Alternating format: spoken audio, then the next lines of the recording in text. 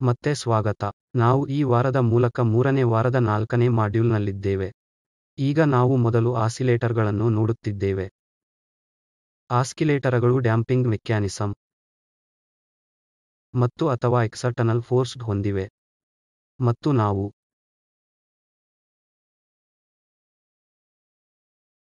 ಈ ಆಸಿಲೇಟರ್ಗಳಲ್ಲಿ ಅಥವಾ ಆಸಿಲೇಶಗಳ ಈ ಕ್ಲಾಸ್ನಲ್ಲಿ ರೆಸೋನೆನ್ಸ್ನ ಫೆನೋಮೆನವು ನಾವು ನೋಡಿದ ಪ್ರಮುಖ ಫೆನೋಮೆನನ್ಗಳಲ್ಲಿ ಒಂದಾಗಿದೆ. ಆದ್ದರಿಂದ ಆಸಿಲೇಟರ್ ಹೇಗೆ ಬರುತ್ತದೆ ಎಂಬುದನ್ನು ನಾವು ವಿವರವಾಗಿ ನೋಡಿದ್ದೇವೆ. ಆದ್ದರಿಂದ ಈ ಮಾಡ್ಯೂಲ್ನಲ್ಲಿ ನಾವು ರೆಸೋನೆನ್ಸ್ಗಳ ಕೆಲವು ಅಪ್ಲಿಕೇಶನ್ಗಳನ್ನು ನೋಡುತ್ತೇವೆ. ರೆಸೋನೆನ್ಸ್ ಎಂದರೇನು ಎಂದು ನಾವು ತ್ವರಿತವಾಗಿ ನೆನಪಿಸಿಕೊಳ್ಳುವ ಮೂಲಕ ಪ್ರಾರಂಭಿಸೋಣ. ಆದ್ದರಿಂದ ಮತ್ತೊಮ್ಮೆ ನಾವು ನಮ್ಮ ಡ್ಯಾಂಪ್ ಮತ್ತು ಫೋರ್ಸಡ್ ಆಸ್ಕಿಲೇಟರ್ ಹಿಂತಿರುಗುತ್ತೇವೆ. ಆದ್ದರಿಂದ ಇಲ್ಲಿ ನಾನು ನಿಮಗಾಗಿ ಬರೆಯಲಾದ ಮೋಷನ್ ಈಕ್ವೇಶನ್ ಹೊಂದಿದ್ದೇನೆ. ಡ್ಯಾಂಪಿಂಗ್ ಈ ಟರ್ಮನಿಂದ ಬಂದಿದೆ. ಆದ್ದರಿಂದ ಗಾಮಾವು ಡ್ಯಾಂಪಿಂಗ್ನ ಕೋಎಫಿಸಿಯಂಟ್ ಆಗಿದೆ ಮತ್ತು ಆಸಿಲೇಶಗಳು ಈ ರಿಸ್ಟೋರಿಂಗ್ ಫೋರ್ಸ್ ಟರ್ಮ್ನಿಂದ ಬಂದವು. ಆದ್ದರಿಂದ ಅದು ಆಸಿಲೇಶಗಳನ್ನು ಉತ್ಪಾದಿಸಲು ಕಾರಣವಾಗಿದೆ ಮತ್ತು ಇಲ್ಲಿ ನಾನು ಹೊಂದಿರುವುದು ಬಾಹ್ಯ ಬಲ ಮತ್ತು F0 ಎಕ್ಸಟರ್ನಲ್ ಫೋರ್ಸಿಂಗ್ನ ಅಂಪ್ಲಿಟ್ಯೂಡ್ ಆಗಿದೆ ಮತ್ತು ಈ ಒಮೆಗಾವು ಎಕ್ಸಟರ್ನಲ್ ಫೋರ್ಸಿಂಗ್ ಫ್ರೀಕ್ವೆನ್ಸಿ ಆಗಿದೆ ಎಂದು ನಾವು ಭಾವಿಸುತ್ತೇವೆ. ಆದ್ದರಿಂದ ಇದು ಆಸಿಲೇಟಿಂಗ್ ಸಿಸ್ಟಮ್ ಸರಳ ರೀತಿಯ ಮಾದರಿಯಾಗಿದೆ. ಇದು ಎರಡೂ ಸ್ಥಳದಲ್ಲಿ ಡ್ಯಾಂಪಿಂಗ್ ಮೆಕ್ಯಾನಿಸಮ್ ಹೊಂದಿದೆ ಮತ್ತು ಎಕ್ಸ್ಟರ್ನಲಿ ಪಂಪ್ ಮಾಡಲಾಗುತ್ತದೆ ಮತ್ತು ಇದು ಆಸಿಲೇಶಗಳನ್ನು ಮುಂದುವರಿಸಲು ಒತ್ತಾಯಿಸುತ್ತದೆ. ಆದ್ದರಿಂದ ನಾವು ನೋಡಿದ ಮುಖ್ಯ ಫಲಿತಾಂಶಗಳಲ್ಲಿ ಒಂದಾಗಿದೆ. ಒಂದು ವೇಳೆ ಎಕ್ಸಟರ್ನಲ್ ಫೋರ್ಸ್ ಫ್ರೀಕ್ವೆನ್ಸಿ ಒಮೆಗಾ ಸಿಸ್ಟಮ್ನ ನ್ಯಾಚುರಲ್ ಫ್ರೀಕ್ವೆನ್ಸಿಗೆ ಸಮನಾಗಿರುತ್ತದೆ, ನಂತರ ನೀವು ವೆಲಾಸಿಟಿ ರೆಸೋನೆನ್ಸ್ ಎಂದು ಕರೆಯಲ್ಪಡುವುದನ್ನು ವೀಕ್ಷಿಸಬಹುದು. ಆದ್ದರಿಂದ ಇಲ್ಲಿ ನಾವು ಮೊದಲು ನೋಡಿದಂತೆ ನ್ಯಾಚುರಲ್ ಫ್ರೀಕ್ವೆನ್ಸಿ ಎಂದರೆ ಡ್ಯಾಂಪಿಂಗ್ ಇಲ್ಲದೆ ಮತ್ತು ಬಲವಿಲ್ಲದೆ ಸಿಸ್ಟಮ್ನ ನ್ಯಾಚುರಲ್ ಫ್ರೀಕ್ವೆನ್ಸಿ ಅರ್ಥೈಸುತ್ತೇನೆ. ಆದ್ದರಿಂದ ಡ್ಯಾಂಪಿಂಗ್ ಮತ್ತು ಬಲವಿಲ್ಲದೆ ಅದೇ ಸಿಸ್ಟಮ್ ಸರಳವಾಗಿ mx ++ sx ಇದು 0ಗೆ ಸಮನಾಗಿರುತ್ತದೆ ಮತ್ತು ಸಂಬಂಧಿತ ಫ್ರೀಕ್ವೆನ್ಸಿ ಅಥವಾ ಇದಕ್ಕೆ ಸಂಬಂಧಿತ ಫ್ರೀಕ್ವೆನ್ಸಿಯನ್ನು ನಾನು ಒಮೆಗಾ 0² ನಿಂದ ಸೂಚಿಸುತ್ತೇನೆ. ಅದು ಸರಳವಾಗಿ S/m ಆಗಿದೆ ಮತ್ತು S ಸಿಸ್ಟಮ್ಗೆ ಸ್ಟಿಫ್ನೆಸ್ ಕಾನ್ಸ್ಟಂಟ್ ಆಗಿರುತ್ತದೆ. ಆದ್ದರಿಂದ ಒಮೆಗಾ 0ವು ಒಮೆಗಾ ಗೆ ಸಮನಾದಾಗ ನೀವು ರೆಸೋನೆನ್ಸ್ ಅನ್ನು ನೋಡುತ್ತೀರಿ. ರೆಸೋನೆನ್ಸ್ನಲ್ಲಿ ಸ್ಥಳಾಂತರವನ್ನು ನಾವು ಸಹ ನೋಡುವಾಗ ಒಮೆಗಾವು ಒಮೆಗಾ 0 ಗೆ ಹತ್ತಿರವಾದಾಗ ಆದರೆ ಸಾಕಷ್ಟು ಸಮಾನವಾಗದೇ ಇರುವಾಗ ಅದು ಒಮೆಗಾ 0ಗಿಂತ ಸ್ವಲ್ಪ ಕಡಿಮೆ ಆಗುತ್ತದೆ. ಆದ್ದರಿಂದ ಇಲ್ಲಿ ನಾವು ರೆಸೋನೆನ್ಸ್ ವಿಷಯದಲ್ಲಿ ಏನನ್ನು ಅರ್ಥೈಸುತ್ತೇವೆ ಎಂಬುದರ ಚಿತ್ರಾತ್ಮಕ ನಿರೂಪಣೆಯಾಗಿದೆ. ಆದ್ದರಿಂದ ಎಕ್ಸ್ ಆಕ್ಸಿಸ್ ಮೇಲೆ ಏನನ್ನು ರೂಪಿಸಲಾಗಿದೆ ಎಂಬುದು ಇಲ್ಲಿ ಒಮೆಗಾ ಆಗಿರುವ ಡ್ರೈವಿಂಗ್ ಫೋರ್ಸ್ನ ಫ್ರೀಕ್ವೆನ್ಸಿ ಆಗಿದೆ ಮತ್ತು ವೈ ಆಕ್ಸಿಸ್ ಮೇಲೆ ನಾವು ಮೀನ್ ಪವರ್ ಪ್ಲಾಟ್ ಮಾಡಿದ್ದೇವೆ ಅಥವಾ ಒಂದು ಆವೃತ್ತಿಯಲ್ಲಿ ಅಥವಾ ಸಿಸ್ಟಮ್ ಒಂದು ಆವೃತ್ತಿಯಲ್ಲಿ ಬಳಸುವ ಮೀನ್ ಪವರ್. ಮತ್ತು ನಾವು ನೋಡಿದಂತೆ ಈ ಎರಡೂ ಪ್ರಮಾಣಗಳು ಸಮಾನವಾಗಿರುತ್ತದೆ. ಆದ್ದರಿಂದ ನಾವು ಇಲ್ಲಿ ನೋಡುವುದೇನೆಂದರೆ ಒಮೆಗಾದ ಮೌಲ್ಯವು ಒಮೆಗಾ 0ಗೆ ಸಮಾನವಾದಾಗ ಗಮನಿಸಿದ ಮೀನ್ ಪವರ್ ಗರಿಷ್ಠವಾಗಿರುತ್ತದೆ. ಆದ್ದರಿಂದ ಅದು ರೆಸೋನೆನ್ಸ್ನ ಉದಾಹರಣೆಯಾಗಿದೆ ಮತ್ತು ನೀವು ಬೇರೆ ಯಾವುದನ್ನಾದರೂ ಆರಿಸಿದರೆ ಒಮೆಗಾ 0ಯಿಂದ ಫ್ರೀಕ್ವೆನ್ಸಿ ಮೌಲ್ಯವು ನೀವು ಒಮೆಗಾ 0ಯಿಂದ ಹೆಚ್ಚು ದೂರ ಹೋದಂತೆ ಗಮನಿಸಿದ ಮೀನ್ ಪವರ್ ಕಡಿಮೆಯಾಗುತ್ತದೆ ಮತ್ತು ಮೀನ್ ಔಟ್ಪುಟ್ ಪವರ್ ಕಡಿಮೆ ಆಗುತ್ತದೆ. ಆದ್ದರಿಂದ ಈ ಅರ್ಥದಲ್ಲಿ ನೀವು ಮೂಲತಃ ನೀವು ರೆಸೋನೆಂಟ್ ಫ್ರೀಕ್ವೆನ್ಸಿಯಲ್ಲಿದ್ದರೆ ಎಂದು ಹೇಳುತ್ತೀರಿ. ಒಮೆಗಾ 0ಕ್ಕೆ ಸಮಾನವಾಗಿರುತ್ತದೆ. ಸಿಸ್ಟಮ್ ಪ್ರತಿಯಾಗಿ ಅನ್ನು ದೊಡ್ಡ ರೀತಿಯಲ್ಲಿ ಪ್ರತಿಕ್ರಿಯಿಸುತ್ತದೆ ಮತ್ತು ನೀವು ರೆಸೋನೆಂಟ್ ಫ್ರೀಕ್ವೆನ್ಸಿಯಲ್ಲಿ ಇಲ್ಲದಿದ್ದರೆ ಸಿಸ್ಟಮನಲ್ಲಿ ಯಾವುದೇ ಪ್ರತಿಕ್ರಿಯೆಯನ್ನು ನೀವು ನೋಡುವುದಿಲ್ಲ. ಇದು ನಿಜವಾಗಿಯೂ ಬಹಳ ಸುಂದರವಾದ ಫೆನೋಮಿನನ್ಗಳಲ್ಲಿ ಒಂದಾಗಿದೆ. ವಾಸ್ತವವಾಗಿ ನೀವು ಮನೆಯಲ್ಲಿ ಹೊಂದಿರುವ ವಿಷಯಗಳೊಂದಿಗೆ ಅತ್ಯಂತ ಸರಳವಾದ ಪ್ರಯೋಗಗಳನ್ನು ಮಾಡುವ ಮೂಲಕ ನೀವು ಅದನ್ನು ಅರಿತುಕೊಳ್ಳಬಹುದು. ಆದ್ದರಿಂದ ರೆಸೋನೆನ್ಸ್ ಅನ್ನು ಕೇವಲ ಗ್ಲಾಸ್ಗಳನ್ನು ಮುರಿಯಲು ಬಳಸಲಾಗಿಲ್ಲ, ಆದರೆ ಅದನ್ನು ತುಂಬಾ ಉಪಯುಕ್ತ ಕೆಲಸ ಮಾಡಲು ಬಳಸಬಹುದು. ಉದಾಹರಣೆಗೆ, ಪ್ರತಿ ಬಾರಿ ನೀವು ರೇಡಿಯೋ ಅನ್ನು ವಿಶೇಷವಾಗಿ AM ರೇಡಿಯೋ ಅನ್ನು ಟ್ಯೂನ್ ಮಾಡಿದಾಗ ನೀವು ರೆಸೋನೆನ್ಸ್ ಫೆನೋಮಿನಾವನ್ನು ಬಳಸುತ್ತಿದ್ದೀರಿ. ಹಾಗಾದರೆ ಮುಂದೆ ಏನಾಗುತ್ತದೆಂದರೆ, ನೀವು ರೇಡಿಯೋ ಸ್ಟೇಷನ್ಗಳನ್ನು ಹೊಂದಿದ್ದೀರಿ. ಇದು ಕೆಲವು ಫ್ರೀಕ್ವೆನ್ಸಿಯಲ್ಲಿ ಪ್ರಸಾರ ಮಾಡುತ್ತದೆ ಮತ್ತು ಸಹಜವಾಗಿ ಆ ಫ್ರೀಕ್ವೆನ್ಸಿಗಳು ಯಾವುವು ಎಂದು ನೋಡುವುದು ಬಹಳ ಸುಲಭ. ನೀವು ಒಂದು ವಿಶಿಷ್ಟ ರೇಡಿಯೋ ಅಥವಾ ರೇಡಿಯೋ ಅಪ್ಲಿಕೇಶನ್ ಅನ್ನು ಹೊಂದಿರುವ ನಿಮ್ಮ ಮೊಬೈಲ್ ಫೋನ್ ಕೂಡ ವಿಭಿನ್ನ ಆವರ್ತನಗಳನ್ನು ಪಟ್ಟಿ ಮಾಡಿರುವುದನ್ನು ನೀವು ನೋಡುತ್ತೀರಿ ಮತ್ತು ನೀವು ನಿಜವಾಗಿಯೂ ನಿಮ್ಮ ರೇಡಿಯೋವನ್ನು ಅವುಗಳಲ್ಲಿ ಒಂದಕ್ಕೆ ಟ್ಯೂನ್ ಮಾಡಿದರೆ ನೀವು ರೇಡಿಯೋ ಕೇಂದ್ರಗಳಲ್ಲಿ ಒಂದನ್ನು ಟ್ಯೂನ್ ಮಾಡುವ ಸಾಧ್ಯತೆ ಹೆಚ್ಚು. ಆದ್ದರಿಂದ ಅವುಗಳು ನಿಜವಾಗಿ ಪ್ರಸಾರವಾಗುತ್ತಿರುವ ಸ್ಟೇಷನ್ನ ಫ್ರೀಕ್ವೆನ್ಸಿಗಳು. ಆದ್ದರಿಂದ ಅದು ಒಂದು ತರಂಗ, ಅದು ನಿಮ್ಮ ರೇಡಿಯೋದ ಆಂಟೆನಾ, ಒಂದು ಈ ರೀತಿಯ ಆಂಟೆನಾ ಎಂದು ಹೇಳೋಣ. ಬಹುಶಃ ಇದು ಕೇವಲ ಉದ್ದದ ಲೋಹದ ತುಂಡು ಅಥವಾ ತಂತಿಯ ದೊಡ್ಡ ತುಂಡು ಆಗಿರಬಹುದು. ಅದರ ಅತ್ಯಂತ ಸರಳ ಇದು ಆಂಟೆನಾದಿಂದ ಬರುವ ಔಟ್ಪುಟ್ ಆಗಿದೆ. ಇದನ್ನು ಸಾಮಾನ್ಯವಾಗಿ ಎಲ್ಸಿ ಸರ್ಕ್ಯೂಟ್ ಅಥವಾ ಒಂದು ಎಲ್ಸಿಆರ್ ಸರ್ಕ್ಯೂಟ್ಗೆ ಅನ್ವಯಿಸಲಾಗುತ್ತದೆ ಮತ್ತು ಈ ಸರ್ಕ್ಯೂಟ್ ಟ್ಯೂನಬಲ್ ಆಗಿದೆ. ಇದರಿಂದ ಇದು ಕೇವಲ ಒಂದು ಸ್ಟೇಷನ್ ಅನ್ನು ಟ್ಯೂನ್ ಮಾಡಲು ಸಾಧ್ಯವಾಗುತ್ತದೆ ಮತ್ತು ಇದು ನಿಮ್ಮ ಕ್ಯೂ ಫ್ಯಾಕ್ಟರ್ ಅಥವಾ ಕ್ಯೂ ಮೌಲ್ಯವು ಸಾಕಷ್ಟು ದೊಡ್ಡದಾಗಿದ್ದರೆ ಸಂಭವಿಸುತ್ತದೆ. ಅದಕ್ಕಾಗಿಯೇ ನೀವು ಹೆಚ್ಚಿನ ಕ್ಯೂ ಮೌಲ್ಯವನ್ನು ಹೊಂದಿದ್ದೀರಿ ಎಂದು ನೀವು ಹೇಳಿದಾಗ ಇದರರ್ಥ ಆಸಿಲೇಟರ್ ಟರ್ಮಿನಾಲಜಿಯಲ್ಲಿ ನಿಮಗೆ ಹೆಚ್ಚಿನ ಫಿಡೆಲಿಟಿ ಎಲೆಕ್ಟ್ರಾನಿಕ್ಸ್ ಇದೆ. ಇದರರ್ಥ ಇದು ದೊಡ್ಡ ಕ್ಯೂ ಮೌಲ್ಯಗಳಿಗೆ ಹೊಂದಿಕೆಯಾಗುತ್ತದೆ. ಆದ್ದರಿಂದ ನೀವು ಅದನ್ನು ಹೊಂದಿದ್ದರೆ ನೀವು ಹತ್ತಿರವಿರುವ ಎರಡು ಫ್ರೀಕ್ವೆನ್ಸಿಗಳನ್ನು ಸಹ ಪ್ರತ್ಯೇಕಿಸಬಹುದು. ನಿಮ್ಮ ಕ್ಯೂ ಮೌಲ್ಯವು ಚಿಕ್ಕದಾಗಿದೆ, ನೀವು ರೆಸ್ಪಾನ್ಸ್ ಕರ್ವ್ ವಿಶಾಲವಾಗಿರುತ್ತದೆ. ಇದು ಹಲವಾರು ಫ್ರೀಕ್ವೆನ್ಸಿಗಳನ್ನು ಓವರ್ಲ್ಯಾಪ್ ಮಾಡುತ್ತದೆ ಮತ್ತು ನೀವು ಅಂತಹ ಎಲೆಕ್ಟ್ರಾನಿಕ್ಸ್ ಅನ್ನು ಬಳಸಿದರೆ ಒಂದೇ ಸಮಯದಲ್ಲಿ ಎರಡು ಅಥವಾ ಅದಕ್ಕಿಂತ ಹೆಚ್ಚಿನ ಕೇಂದ್ರಗಳು ಕೇಳಿಸುತ್ತದೆ. ಆದ್ದರಿಂದ ಇದು ರೆಸೋನೆನ್ಸ್ನ ಬಹಳ ಉಪಯುಕ್ತ ಅಪ್ಲಿಕೇಶನ ಒಂದು ಉದಾಹರಣೆಯಾಗಿದೆ. ಕಾರ್ ರಲ್ಲಿ ಶಾಕ್ ಅಬ್ಸೋರ್ಬರ್ನ ವಿನ್ಯಾಸದಲ್ಲಿ ರೆಸೋನೆನ್ಸ್ನ ಮತ್ತೊಂದು ಉಪಯುಕ್ತ ಅಪ್ಲಿಕೇಶನ್ ಕಾರುಗಳಲ್ಲಿ ಅಥವಾ ಇತರ ವಾಹನಗಳಲ್ಲಿ ಅಥವಾ ರೈಲುಗಳಲ್ಲಿ ಪ್ರಯಾಣಿಸುತ್ತಿರುವಾಗ ನೀವು ಗಮನಿಸಿರಬಹುದು. ಕೆಲವೊಮ್ಮೆ ಕಾರು ನಿಜವಾಗಿ ಕೆಲವು ಕೆಟ್ಟ ರಸ್ತೆಯಲ್ಲಿ ಚಲಿಸುತ್ತದೆ ಎಂದು ನೀವು ಗಮನಿಸಬಹುದು. ರಾಡ್ ನಿಜವಾಗಿಯೂ ಕೆಟ್ಟದು, ಆದರೆ ಇನ್ನೂ ಕಾರಿನಲ್ಲಿ ನೀವು ಕುಳಿತಿರುವಾಗ ಆಘಾತ ಅನ್ನು ನೀವು ಅನುಭವಿಸುವುದಿಲ್ಲ, ಏಕೆಂದರೆ ನೀವು ಶಾಕ್ ಅಬ್ಸಾರ್ಬರ್ ಎಂಬ ಕೆಲವು ಡಿವೈಸ್ಗಳನ್ನು ಹೊಂದಿರುವಿರಿ. ಆದ್ದರಿಂದ ಬೇಸಿಕ್ ಮೆಕ್ಯಾನಿಸಮ್ ಮತ್ತೆ ರೆಸೋನೆನ್ಸ್ ಕಲ್ಪನೆಯನ್ನು ಬಳಸುತ್ತದೆ. ಆದ್ದರಿಂದ ಸಾಮಾನ್ಯವಾಗಿ ಏನು ಮಾಡಲಾಗುತ್ತದೆ ಎಂದರೆ, ಯಾರಾದರೂ ಸಾಮಾನ್ಯವಾಗಿ ರಸ್ತೆಗಳಲ್ಲಿನ ಕಳಪೆ ರಿಪೇರಿಗಳನ್ನು ಈಗಾಗಲೇ ನೋಡಿರುತ್ತಾರೆ ಮತ್ತು ಅದು ಅವರಿಗೆ ತಿಳಿದಿರುತ್ತದೆ. ಅವರು ಶಾಕ್ ಅನ್ನು ರವಾನಿಸುವ ಅಂದಾಜು ಫ್ರೀಕ್ವೆನ್ಸಿಗಳು ಯಾವುವು. ಆದ್ದರಿಂದ ನೀವು ನಿಮ್ಮ ಕಾರಿನಲ್ಲಿರುವ ನಿಮ್ಮ ವಿನ್ಯಾಸದ ಅಂಶಗಳಿಗೆ ಹಿಂತಿರುಗಿ ಮತ್ತು ನಾನು ಅದನ್ನು ರಚಿಸುತ್ತೇನೆ ಎಂದು ಹೇಳಿ. ಶಾಕ್ ಅಬ್ಸಾರ್ಬರ್ ಸಿಸ್ಟಮ್ ಸ್ಪ್ರಿಂಗ್ ಮತ್ತು ಡ್ಯಾಂಪಿಂಗ್ ಮೆಕ್ಯಾನಿಸಮ್ ಆಗಿದೆ. ಇದು ಆಸಿಲೇಟನಂತೆ ಕಾರ್ಯನಿರ್ವಹಿಸುತ್ತದೆ. ಇದು ಡ್ಯಾಂಪಿಂಗ್ ಮತ್ತು ಈ ಪ್ರಕರಣದಲ್ಲಿ ಬಲವನ್ನು ಒತ್ತಾಯಿಸುತ್ತದೆ. ಕಳಪೆ ರಸ್ತೆಯಿಂದ ಬರುತ್ತದೆ. ರಸ್ತೆ ನಿಜವಾಗಿಯೂ ಬಹಳ ನಯವಾಗಿದ್ದರೆ ಮತ್ತು ನಿಜವಾದ ಬಾಹ್ಯ ಬಲವಿಲ್ಲದಿದ್ದರೆ, ಈ ಸಂದರ್ಭದಲ್ಲಿ ನೀವು ಮಾಡಬೇಕಾಗಿರುವುದು ಅದು ಅದನ್ನು ಡ್ಯಾಂಪ್ ಮಾಡುವಂತೆ ಶಾಕ್ ಅಬ್ಸಾರ್ಬರ್ ಅನ್ನು ಸರಳವಾಗಿ ವಿನ್ಯಾಸಗೊಳಿಸಿ. ಆದ್ದರಿಂದ ರೇಡಿಯೋವನ್ನು ಟ್ಯೂನ್ ಮಾಡುವ ಸಂದರ್ಭಕ್ಕೆ ಹೋಲಿಸಿದರೆ, ಕಾರಿಗೆ ರವಾನೆಯಾಗುವ ಫ್ರೀಕ್ವೆನ್ಸಿಯು ಶಾಕ್ ಅಬ್ಸಾರ್ಬರ್ನಿಂದ ವರ್ಧಿಸಲ್ಪಡದಂತಹ ಸ್ಥಳದಲ್ಲಿ ರೆಸ್ಪಾನ್ಸ್ ಕರ್ವ್ ಇರಬೇಕು. ನೀವು ನಿಜವಾಗಿಯೂ ಹೊಂದಿಸಲು ಮತ್ತು ದೊಡ್ಡ ಪ್ರತಿಕ್ರಿಯೆಯನ್ನು ಪಡೆಯಲು ಬಯಸಿದರೆ ಇದರಿಂದ ಸಿಗ್ನಲ್ ಸಾಕಷ್ಟು ಇಲ್ಲಿಯೇ ಇದೆ ಸಿಗ್ನಲ್ ಆಗಿರಬೇಕು ಎಂಬುದು ನಿಮಗೆ ಬೇಕಿರುವುದು ನಿಜವಾಗಿಯೂ ಸಣ್ಣ ಪ್ರತಿಕ್ರಿಯೆಯನ್ನು ಹೊಂದಿರುತ್ತದೆ. ಆದ್ದರಿಂದ ಬೇರೆ ರೀತಿಯಲ್ಲಿ ಹೇಳುವುದಾದರೆ, ನಿಮ್ಮ ರೆಸ್ಪಾನ್ಸ್ ಕರ್ವ್ ಅದು ಹಾಗೆ ಇದ್ದರೆ ಈ ನಿಮ್ಮ ಶಾಕ್ ಅಬ್ಸಾರ್ಬರ್ ಮೆಕಾನಿಸಮ್ ಅದರ ನೈಸರ್ಗಿಕ ಫ್ರೀಕ್ವೆನ್ಸಿಯನ್ನು ಇಲ್ಲಿ ಎಲ್ಲೋ ಇರಿಸಲಾಗುತ್ತದೆ. ಆದ್ದರಿಂದ ಅವು ಹೊಂದಿಕೆಯಾಗುವುದಿಲ್ಲ. ಈ ಸಂದರ್ಭದಲ್ಲಿ ರಾಡ್ನ ಕೆಟ್ಟ ಪ್ಯಾಚ್ ಮತ್ತು ಚಕ್ರದ ಮೇಲಕ್ಕೆ ಮತ್ತು ಕೆಳಕ್ಕೆ ಅದು ಕಾರಿನ ಒಳಭಾಗಕ್ಕೆ ರವಾನೆಯಾಗುವುದಿಲ್ಲ. ಅದು ಕಾರಿನೊಳಗೆ ಕುಳಿತಿರುವ ವ್ಯಕ್ತಿಗೆ ಹರಡುವುದಿಲ್ಲ, ಅದು ತೇವಗೊಳ್ಳುತ್ತದೆ.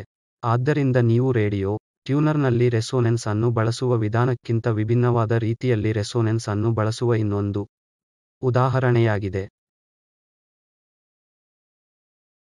ವೈಬ್ರೇಷನ್ ಪ್ರತ್ಯೇಕತೆಯ ಸಂದರ್ಭದಲ್ಲಿ ಅದನ್ನು ಸ್ವಲ್ಪ ಹೆಚ್ಚು ವಿವರವಾಗಿ ನೋಡೋಣ.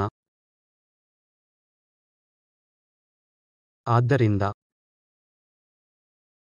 ಉದಾಹರಣೆಗೆ ನೀವು ಪ್ರಯೋಗವನ್ನು ಮಾಡುತ್ತಿರುವಾಗ ಇದನ್ನು ಸಾಮಾನ್ಯವಾಗಿ ಬಳಸಲಾಗುತ್ತದೆ ಮತ್ತು ನೀವು ಅಳೆಯಲು ಬಯಸುವ ಪ್ರಮಾಣ ತುಂಬಾ ಚಿಕ್ಕದಾಗಿದೆ. ಆದರೆ ಭೂಮಿಯು ಸಂಪೂರ್ಣವಾಗಿ ಚಲಿಸುತ್ತಿಲ್ಲ ಎಂದು ಕಾಣಿಸಿಕೊಂಡಾಗಲೂ ನಿಮಗೆ ತಿಳಿದಿರುವುದಿಲ್ಲ. ನೀವು ನಿಕಟ ಅಳತೆಯನ್ನು ಮಾಡಿದರೆ ಭೂಮಿಯು ಯಾವಾಗಲೂ ಸಣ್ಣ ಪ್ರಮಾಣದಲ್ಲಿ ಅಲುಗಾಡುತ್ತಿದೆ ಎಂದು ನೀವು ನೋಡುತ್ತೀರಿ. ಅದು ನಿಜ ಜೀವನದಲ್ಲಿ ನಿಮಗೆ ಅನಿಸುವುದಿಲ್ಲ. ಆದರೆ ನೀವು ಪ್ರಮಾಣಗಳ ಉದ್ದ ಅಥವಾ ವೇಗಗಳ ಅಳತೆಗಳನ್ನು ಮಾಡಲು ಹೋದರೆ ಭೂಮಿಯು ಅಲುಗಾಡುವಷ್ಟು ನಿಜವಾಗಿಯೂ ಕಡಿಮೆಯಾಗಿರುತ್ತದೆ. ಆಗ ನೀವು ತಪ್ಪಾದ ಫಲಿತಾಂಶಗಳನ್ನು ಪಡೆಯುವಿರಿ. ಅಂತಹ ಎಲ್ಲಾ ಸಂದರ್ಭಗಳಲ್ಲಿ ನಿಮಗೆ ಬೇಕಾಗಿರುವುದು ಕಂಪನ ಪ್ರತ್ಯೇಕತೆ. ಆದ್ದರಿಂದ ಸಣ್ಣ ಪ್ರಮಾಣದಿಂದ ಕಂಪಿಸುತ್ತಿರಬಹುದು, ಆದರೆ ನಾನು ಟೇಬಲ್ ಇರಿಸಿಕೊಳ್ಳಲು ಬಯಸುತ್ತೇನೆ. ಆ ಕಂಪನಗಳನ್ನು ವರ್ಧಿಸಬಾರದು. ಆದ್ದರಿಂದ ಇದನ್ನು ಕಂಪನಗಳನ್ನು ಪ್ರತ್ಯೇಕಿಸುವ ವ್ಯವಸ್ಥೆ ಎಂದು ಕರೆಯಲಾಗುತ್ತದೆ ಮತ್ತು ಇದನ್ನು ಕೈಗಾರಿಕೆಗಳಲ್ಲಿ ವ್ಯಾಪಕವಾಗಿ ಬಳಸಲಾಗುತ್ತದೆ.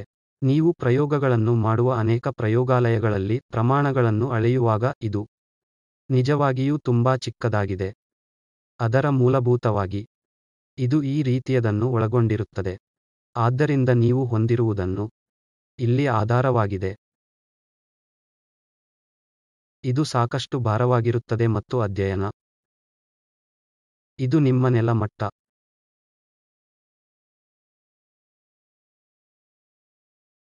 ಮತ್ತು ಇದು ಫ್ಲೋರ್ ಲೆವೆಲ್ ಕಂಪಿಸುತ್ತಿದೆ. ಮತ್ತು ಈ ವೈಬ್ರೇಷನ್ ಭೂಮಿಯೊಳಗಿನ ಸಣ್ಣ ಕಂಪನಗಳಿಂದ ಉದ್ಭವಿಸುತ್ತದೆ. ನಮಗೆ ಅದರ ಮೇಲೆ ಯಾವುದೇ ನಿಯಂತ್ರಣವಿರುವುದಿಲ್ಲ. ಮತ್ತು ಈ ಕಂಪನವು ಮೂಲಭೂತವಾಗಿ ಈ ರೀತಿಯಾಗಿ ಇದೆ ಎಂದು ಭಾವಿಸೋಣ. ಆದ್ದರಿಂದ ನೀವು x ನಿಂದ ಸ್ಥಳಾಂತರವನ್ನು ಸೂಚಿಸಿದರೆ ಅದು a cos ಒಮೆಗಾ t ಮತ್ತು ಒಮೆಗಾ ಈ ಕಂಪನದ ಆವರ್ತನವಾಗಿದೆ. ಆದ್ದರಿಂದ ಮೂಲಭೂತವಾಗಿ ನೆಲದ ಮೇಲೆ ನಮ್ಮ ನೆಲವನ್ನು ನೀವು ಇಲ್ಲಿ ನೋಡುವಂತೆ ಕೆಲವು ಸ್ಪ್ರಿಂಗ್ಗಳನ್ನು ಅಳವಡಿಸಲಾಗಿದೆ ಮತ್ತು ಸ್ಪ್ರಿಂಗ್ನಲ್ಲಿ ನೀವು ಭಾರವಾದ ಬೇಸ್ ಅನ್ನು ಹೊಂದಿದ್ದೀರಿ ಮತ್ತು ಅವುಗಳು ಒಂದು ಡ್ಯಾಂಪಿಂಗ್ ಮೆಕ್ಯಾನಿಸಮ್ ಆಗಿದೆ ಇಲ್ಲಿ. ಮತ್ತು ಸ್ಪ್ರಿಂಗ್ಗಳು ಸ್ಪ್ರಿಂಗ್ ಸ್ಥಿರಾಂಕ s ಅಥವಾ ಸ್ಟಿವಿಟಿ ಸ್ಥಿರಾಂಕಗಳನ್ನು ಹೊಂದಿವೆ ಮತ್ತು ಇಲ್ಲಿ ಈ ಗಾಮಾ ಡ್ಯಾಂಪಿಂಗ್ ಗುಣಾಂಕವನ್ನು ಪ್ರತಿನಿಧಿಸುತ್ತದೆ. ಮತ್ತು ನೆಲದ ರಲ್ಲಿ ಕಂಪನವಿದ್ದರೆ ಖಂಡಿತವಾಗಿಯೂ ಬೇಸ್ ಕೂಡ ಕಂಪಿಸುತ್ತದೆ. ಆದರೆ ಇದೆಲ್ಲವನ್ನೂ ಮಾಡುವ ಹಂತವು ನೀವು ಬೇಸ್ನ ವೈಬ್ರೇಷನ್ ಕಡಿಮೆ ಮಾಡುತ್ತೀರಿ.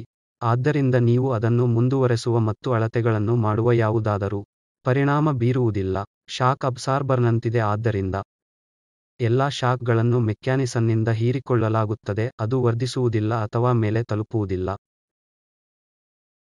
ಆದ್ದರಿಂದ ಇದು ಅತ್ಯಂತ ಸಿಂಪಲ್ ಮಾಡೆಲ್ಯಾಗಿರಬಹುದು ಫ್ಲೋಸ್ ಮತ್ತು ರಲ್ಲಿ ಕಂಪನ ಪ್ರತ್ಯೇಕತೆಯು ಈ ಪ್ರಕರಣಕ್ಕೆ ಚಲನೆಯ ಸಮೀಕರಣವನ್ನು ಬರೆಯಬಹುದು. ಆದ್ದರಿಂದ ನೀವು ಗಮನಿಸಿದಂತೆ x ನೆಲಮಟ್ಟದಲ್ಲಿನ ವೈಬ್ರೇಷನ್ ಆಗಿದೆ ಮತ್ತು y ಆಂಪ್ಲಿಟ್ ಅಥವಾ ಈ ಹೆವಿ ಭಾರವಾದ ಫ್ಲೋರ್ ಲೆವೆಲ್ ಸ್ಥಳಾಂತರವಾಗಿದೆ. ಮತ್ತು s ಸಹಜವಾಗಿ ಸ್ಟಿಫನೆಸ್ ಕಾನ್ಸ್ಟಂಟ್ ಗಾಮಾ ಡ್ಯಾಂಪಿಂಗ್ ಕೋಎಫಿಸಿಯಂಟ್ ಆಗಿದೆ ಮತ್ತು ಇದು ಚಲನೆಯ ಸಮೀಕರಣವಾಗಿದೆ. ಮತ್ತು ನೀವು ನೋಡುವಂತೆ ನಾವು ಚಲನೆಯ ಸಮೀಕರಣವನ್ನು ಬೇರೆ ಕೋಆರ್ಡಿನೇಟ್ ಸಿಸ್ಟಮ್ನಲ್ಲಿ ಪುನಃ ಬರೆಯಬಹುದು. ಏಕೆಂದರೆ ಮುಖ್ಯವಾದುದು y - x. ಮತ್ತು ನಾನು ಅದನ್ನು ಕ್ಯಾಪಿಟಲ್ X ಎಂದು ಕರೆಯಬಹುದು. ಆದ್ದರಿಂದ ನಾನು ಅದನ್ನು ಮಾಡಿದರೆ ಈ ಸಮೀಕರಣವು ಪುನಃ m ಆಗಿರಬಹುದು. x double dot plus gamma capital X plus s x ಮತ್ತು ಈ f0 ಕಾಸ್ ಒಮೆಗಾ t ಮತ್ತು ಇಲ್ಲಿ ಒತ್ತಾಯದ ಪರಿಣಾಮ ಏನು? ಒತ್ತಡದಿಂದ ಬಂದಿದೆ ಈ ಪದವು. ಆದ್ದರಿಂದ ಎಂದು ನಾನು ಎಂದು ಹೇಳಬಹುದಾ? ಎಫ್ ಶೂನ್ಯವು ಕೇವಲ ಮಿ ಒಮೆಗಾ ಸ್ಕ್ವೇರ್ ಆಗಿದೆ. ಇದರರ್ಥ ಈ ಎಫ್ ಶೂನ್ಯ ಕೇವಲ ಈ ಪ್ರಮಾಣ ಆಗಿದೆ. ಹಾಗಾಗಿ ನನ್ನ ಬಳಿ ಅಗತ್ಯವಿರುವ ಎಲ್ಲಾ ಘಟಕಾಂಶಗಳಿವೆ ಮತ್ತು ನೀವು ಅದನ್ನು ಹತ್ತಿರದಿಂದ ನೋಡಿದರೆ ಇದು ಸಮೀಕರಣದಂತೆಯೇ ನಾವು ಅನ್ನು ಮೊದಲು ಪರಿಹರಿಸಿದ್ದೇವೆ. ಇದು ಕೇವಲ ಡ್ಯಾಂಪ್ ಫೋರ್ಸ್ ಆಂದೋಲಕಕ್ಕೆ ಚಲನೆಯ ಸಮೀಕರಣವಾಗಿದೆ ಮತ್ತು ನನಗೆ ಪರಿಹಾರಗಳು ತಿಳಿದಿದೆ. ಸ್ಥಿರ ಸ್ಥಿತಿಯ ಪರಿಹಾರ. ಆದ್ದರಿಂದ ನಾನು ಇಲ್ಲಿ ಸ್ಥಿರ ಸ್ಥಿತಿಯ ಪರಿಹಾರವನ್ನು ನೇರವಾಗಿ ಬರೆಯಬಹುದು. ಹಾಗಾಗಿ ನಾನು y ಆಫ್ t ಅನ್ನು ಬರೆದರೆ, ಆದ್ದರಿಂದ ಇಲ್ಲಿಂದ ನಾನು y ಅನ್ನು ಕ್ಯಾಪಿಟಲ್ X ಪ್ಲಸ್ x ಎಂದು ಬರೆಯಬಹುದು ಮತ್ತು ನಂತರ y ಆಫ್ t ಆಗಿರುತ್ತದೆ f0 by omega mode z. ನೆನಪಿಡಿ z ಎಂಬುದು ಇಂಪೆಡೆನ್ಸ್. ಹಾಗಾಗಿ ನಾನು ಪರಿಹಾರವನ್ನು ಹೊಂದಿದ್ದೇನೆ. ನೇರವಾಗಿ ಬರೆಯಿರಿ. ಆದ್ದರಿಂದ ಈ ಸಮೀಕರಣವನ್ನು ಪ್ರಮಾಣಿತ ಚಾಲಿತ ಮತ್ತು ಡ್ಯಾಂಪ್ ಆಸಿಲೇಟರ್ ಸಮೀಕರಣದೊಂದಿಗೆ ಹೋಲಿಸುವಂತೆ ನಾನು ನಿಮಗೆ ಹೇಳುತ್ತೇನೆ ಮತ್ತು ಇದು ಪರಿಹಾರ ಆಗಿದೆ ಎಂದು ನಿಮಗೆ ನೀವೇ ಮನವರಿಕೆ ಮಾಡಿ ನಾವು ಇಲ್ಲಿಂದ ಪಡೆಯಬೇಕು. ನಾನು ಮಾಡಲು ಬಯಸುವುದೇನೆಂದರೆ ಬೇಸ್ನ ಗರಿಷ್ಠ ಆಂಪ್ಲಿಟ್ಯೂಡ್ ನಡುವಿನ ಅನುಪಾತವನ್ನು ಕೇಳುವುದು. ಆದ್ದರಿಂದ ಬೇಸ್ ಕೂಡ ಕಂಪಿಸಲು ಹೋಗುತ್ತದೆ ಮತ್ತು ಬೇಸ್ನ ಗರಿಷ್ಠ ವೈಬ್ರೇಷನ್ ಅನ್ನು ನಾನು y ಗರಿಷ್ಠದಿಂದ ಸೂಚಿಸುತ್ತೇನೆ ಮತ್ತು ನೆಲದ ಮಟ್ಟದ ಗರಿಷ್ಠ ಆಂಪ್ಲಿಟ್ಯೂಡ್ 1. ಆದ್ದರಿಂದ ಈ ಅನುಪಾತವು ಕಡಿಮೆಯಾಗಬೇಕೆಂದು ನಾನು ಬಯಸುತ್ತೇನೆ. ಆದ್ದರಿಂದ y max divided by a ನನ್ನ ಉದ್ದೇಶಕ್ಕಾಗಿ ಸಾಕಷ್ಟು ಕಡಿಮೆ ಇರುವುದನ್ನು ನಾನು ಬಯಸುತ್ತೇನೆ. ನಾವು ತೋರಿಸಬಹುದಾದದ್ದು y max ಬೈ a ಎಂಬುದು ಈ ಅನುಪಾತವನ್ನು ಈ ಪ್ರಮಾಣದಲ್ಲಿ ನೀಡಲಾಗಿದೆ. ಮತ್ತೊಮ್ಮೆ ನಾನು ಈ ಎಕ್ಸ್ಪ್ರೆಷನ್ ಅನ್ನು ಪಡೆಯಲು ನಿಮಗೆ ಒಂದು ಅಭ್ಯಾಸವಾಗಿ ಬಿಡುತ್ತೇನೆ ಮತ್ತು ಅದರಿಂದ ಒಂದು ಹಂತದಲ್ಲಿ y max ಅನ್ನು ಒಂದು ಹಂತದಿಂದ ಅರಿತುಕೊಳ್ಳುತ್ತೇನೆ. ಒಮೆಗಾ ಸ್ಕ್ವೇರ್ m ನಿಂದ 2a ಗಳಿಗಿಂತ ಕಡಿಮೆಯಿದ್ದರೆ 1ಕ್ಕಿಂತ ಹೆಚ್ಚಾಗಿರುತ್ತದೆ. ಆದ್ದರಿಂದ ಫ್ರೀಕ್ವೆನ್ಸಿ ನಿರ್ದಿಷ್ಟ ಮೌಲ್ಯಕ್ಕೆ ನೀವು ಆ ಫ್ರೀಕ್ವೆನ್ಸಿಯನ್ನು ತಗ್ಗಿಸಲು ಬಯಸಿದರೆ ನೀವು ಮೂಲಭೂತವಾಗಿ s ನ ಮೌಲ್ಯವನ್ನು m ನಿಂದ ಇಟ್ಟುಕೊಳ್ಳಬೇಕು. ಸಣ್ಣ ಈ ಸ್ಥಿತಿಯನ್ನು ಉಲ್ಲಂಘಿಸಲಾಗುವುದು ಎಂದು ನೀವು ಆಶಿಸಬಹುದಾದರೆ ಮತ್ತು ಒಮೆಗಾದ ಫ್ರೀಕ್ವೆನ್ಸಿ ಕಂಪನಗಳನ್ನು ಕಡಿಮೆಯಾಗುತ್ತದೆ ಮತ್ತು ಬೇಸ್ಗೆ ತಿಳಿಸಲಾಗುವುದಿಲ್ಲ. ಆದ್ದರಿಂದ ಈ ವೈಬ್ರೇಷನ್ ಪ್ರತ್ಯೇಕತೆಯ ಹಿಂದೆ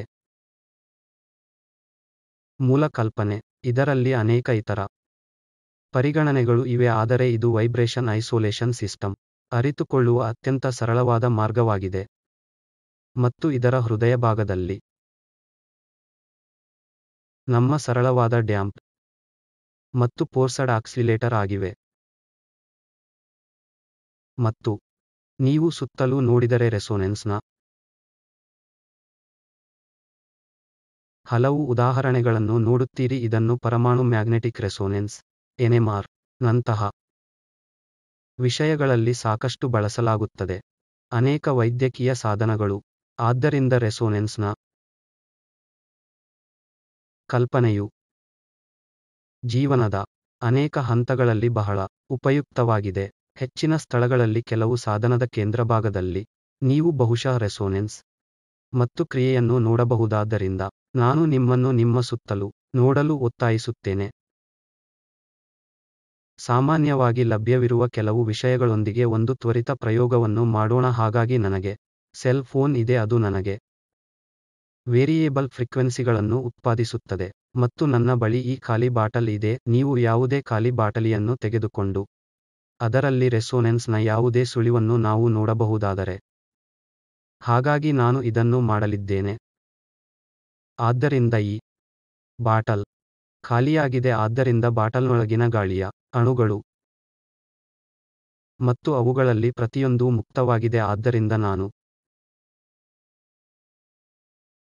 ಗೆ ಪ್ರಯತ್ನಿಸಿದರೆ ಧ್ವನಿ ತರಂಗಗಳನ್ನು ಹೇಳೋಣ ಅವು ಆಸಿಲೇಟ್ ಆಗುತ್ತವೆ ಮತ್ತು ಹೇಗಾದರೂ ನಾನು ಕಳುಹಿಸುವ ತರಂಗಗಳ ಆವರ್ತನವು ಅವುಗಳ ನೈಸರ್ಗಿಕ ಫ್ರೀಕ್ವೆನ್ಸಿಗೆ ಸಮನಾಗಿದ್ದರೆ ನಾನು ರೆಸೋನೆನ್ಸ್ನ ಕೆಲವು ಸುಳಿವುಗಳನ್ನು ನೋಡಲು ಸಾಧ್ಯವಾಗುತ್ತದೆ. ಆದ್ದರಿಂದ ಈ ಸಂದರ್ಭದಲ್ಲಿ ನಾನು ರಿಂದ ಪ್ರಾರಂಭಿಸಲಿದ್ದೇನೆ. ಆವರ್ತನ ಜನರೇಟರ್ ನಿಮ್ಮ ಸೆಲ್ ಫೋನ್ನಲ್ಲಿ ನೀವು ಇರಿಸಬಹುದಾದ ಅಪ್ಲಿಕೇಶನ್ಗಳಲ್ಲಿ ಒಂದಾಗಿದೆ ಮತ್ತು ಇದು ಮೊದಲು ಹೇಗೆ ಕಾರ್ಯನಿರ್ವಹಿಸುತ್ತದೆ ಎಂಬುದನ್ನು ನಾನು ನಿಮಗೆ ತೋರಿಸುತ್ತೇನೆ ಆದ್ದರಿಂದ ನೀವು ನಡುವಿನ ವ್ಯತ್ಯಾಸದ ಕಲ್ಪನೆಯನ್ನು ಪಡೆಯುತ್ತೀರಿ. ರೆಸೋನೆನ್ಸ್ನೊಂದಿಗೆ ಮತ್ತು ರೆಸೋನೆನ್ಸ್ನೊಂದಿಗೆ ಇಲ್ಲದೆ ಧ್ವನಿಯ ಇಂಟೆನ್ಸಿಟಿ ಮಟ್ಟ. ಆದ್ದರಿಂದ ನಾನು ಇಲ್ಲಿ 72 ಹರ್ಟ್ಜ್ಗಳಲ್ಲಿ ಪ್ರಾರಂಭಿಸುತ್ತಿದ್ದೇನೆ, ಅದನ್ನು ನಾನು ಬದಲಾಯಿಸುತ್ತಿರುತ್ತೇನೆ, ಆದ್ದರಿಂದ ನೀವು ಅದನ್ನು ಸಂಖ್ಯೆಗಳನ್ನು ನೋಡಬಹುದು. ಆದ್ದರಿಂದ ಈಗ ಸುಮಾರು 114 ರಷ್ಟು ಹೆಚ್ಚುತ್ತಿದೆ. ಆದ್ದರಿಂದ ನಾನು ಫ್ರೀಕ್ವೆನ್ಸಿ ಹೇಗೆ ಬದಲಾಯಿಸಬಹುದು. ಈಗ ನೀವು ನಿಧಾನವಾಗಿ ಹಮ್ ಅನ್ನು ಕೇಳಲು ಪ್ರಾರಂಭಿಸುತ್ತೀರಿ. ಈಗ ಫ್ರೀಕ್ವೆನ್ಸಿ ಜನರೇಟರ್ನ ಹಮ್ ಫ್ರೀಕ್ವೆನ್ಸಿ ಜನರೇಟರ್ ನನಗೆ 267 ಹೆರ್ಟ್ಜ್ನ ಸೌಂಡ್ ವೇವ್ ಉತ್ಪಾದಿಸುತ್ತಿದೆ.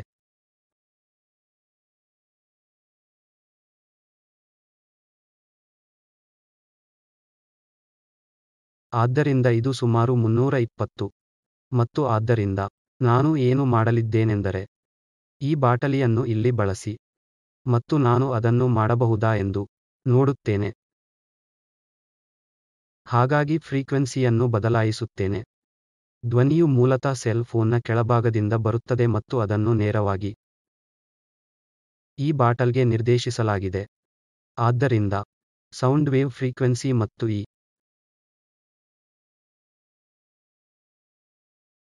ಅಣುಗಳ ನೈಸರ್ಗಿಕ ಆವರ್ತನದ ನಡುವೆ ಹೊಂದಾಣಿಕೆಯಾದಾಗ ನಂತರ ನೀವು ನೋಡಬೇಕು ಏನಾದರೂ ನಡೆಯುತ್ತಿದೆ. ನೀವು ಆ ಸಂಕೇತವನ್ನು ಆರಿಸಬಹುದೇ ಎಂದು ನೋಡೋಣ. ಆದ್ದರಿಂದ ನೀವು ಆವರ್ತನ ಜನರೇಟರ್ನ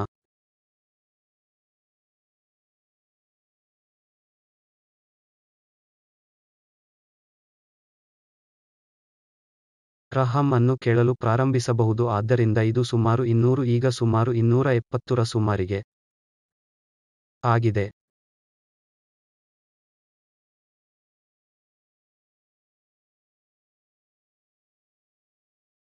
ಆದ್ದರಿಂದ ಎಲ್ಲೋ ಸುಮಾರು 340 ಅಥವಾ 350 ಒಂದು ರೆಸೋನೆನ್ಸ್ ಇದೆ. ಅದನ್ನು ಹತ್ತಿರದಿಂದ ಸೂಕ್ಷ್ಮವಾಗಿ ನೋಡೋಣ. ಆ ಸಂಭವಿಸಿದಲ್ಲಿ ನಾನು 280 ಕ್ಕೆ ಹಿಂತಿರುಗುತ್ತೇನೆ, ಸ್ವಲ್ಪ ಹೆಚ್ಚು ನಿಧಾನವಾಗಿ.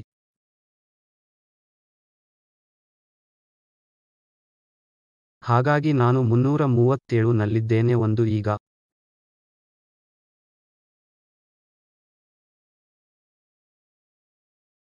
ಆದ್ದರಿಂದ ನೀವು ಆ ಹೆಚ್ಚಿನ ಇಂಟೆನ್ಸಿಟಿ ಧ್ವನಿಯನ್ನು ಈಗ ಆರಿಸುತ್ತೀರಿ. ಸುಮಾರು 346 ಹರ್ಟ್ಜ್. ಆದ್ದರಿಂದ 345 ಕ್ಕಿಂತ ಹೆಚ್ಚು. ಆದರೆ ನಾನು ಅದನ್ನು 336 ಹರ್ಟ್ಜ್ನಲ್ಲಿ ಇರಿಸಿದರೆ ಅದು ತುಂಬಾ ಕಡಿಮೆ. ಮತ್ತು ರೆಸೋನೆನ್ಸ್ನ ಫೆನೋಮಿನಾದಿಂದ ನಾವು ರೆಸೋನೆನ್ಸ್ ಫ್ರೀಕ್ವೆನ್ಸಿಗಳಿಂದ ಮೀರಿ ಹೋದರೆ ಸುಮಾರು 350, 360 ಮತ್ತು ಅದಕ್ಕಿಂತ ಹೆಚ್ಚು ಮಾಡಿದಾಗ ನಾನು ನನ್ನ ಫ್ರೀಕ್ವೆನ್ಸಿ ಜನರೇಟರ್ ಅನ್ನು ಇರಿಸಿದ್ದೇನೆ. ಈಗ ಧ್ವನಿ ತುಂಬಾ ಕಡಿಮೆಯಾಗಿದೆ. ಹಾಗಾಗಿ ನಾನು